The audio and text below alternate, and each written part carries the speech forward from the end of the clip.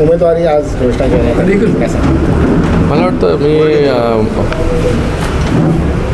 माननीय मुख्यमंत्री एकनाथजी शिंदे साहेबांचं खूप खूप धन्यवाद व्यक्त करतो. सगळ्या महायुतीच्या सर्वच्या सर्व जे नेते आहेत, माननीय देवेंद्रजी फडणवीस साहेब असतील, अजितदादा असतील, या सगळ्यांचंही खूप खूप धन्यवाद व्यक्त करतो की पुन्हा एकदा जे आहे ही तिसऱ्यांदा या कल्याण लोकसभेमधून जे आहे हे अधिकृतरित्या घोषणा जी आहे ती आज झालेली आहे.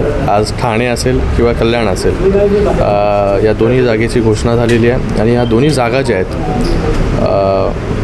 महायुतीच्या, मी असेल किंवा नरेशजी मस्के असतील. नरेशजी मस्के एक कार्यकर्ता, महानगरपालिकेमधून त्यांची सुरुवात झाली.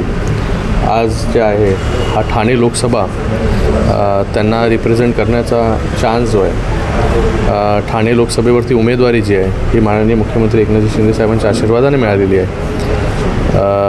हा पूर्ण जिल्हा जो आहे हा हिंदुहृदय सम्राट बाळासाहेब ठाकरे आणि धर्मवीर आनंद दिघे साहेबांच्या विचारांना मानणारा जो आहे हा जिल्हा आहे. आणि या जिल्ह्यातील जे आहे या दोन जागा गेले अनेक वर्ष इथे युतीचाच उमेदवार जो आहे तो निवडून येतो. आणि ह्या दोन्ही जागा ज्या आहेत मोठ्या फरकाने, बहुमताने जे आहेत या निवडून येतील असा विश्वास या ठिकाणी व्यक्त करतो मी. आणि पुन्हा एकदा माननीय मुख्यमंत्री एकनाथजी शिंदे साहेबांचं खूप खूप धन्यवाद देतो. काय त्याबद्दल मला वाटतं त्याच्यावरती निर्णय जो आहे तो माननीय मुख्यमंत्री महोदय घेतीलच लगेच. आता मला वाटतं आता काही तासात आपल्याला नाशिकबद्दलही लवकरात लवकर जे हा निर्णय आणि महायुतीचे नेते मिळून हा निर्णय जो आहे नाशिकचा हा घेतील आणि आपल्याला लवकरात लवकर ते नाव देखील कळेल.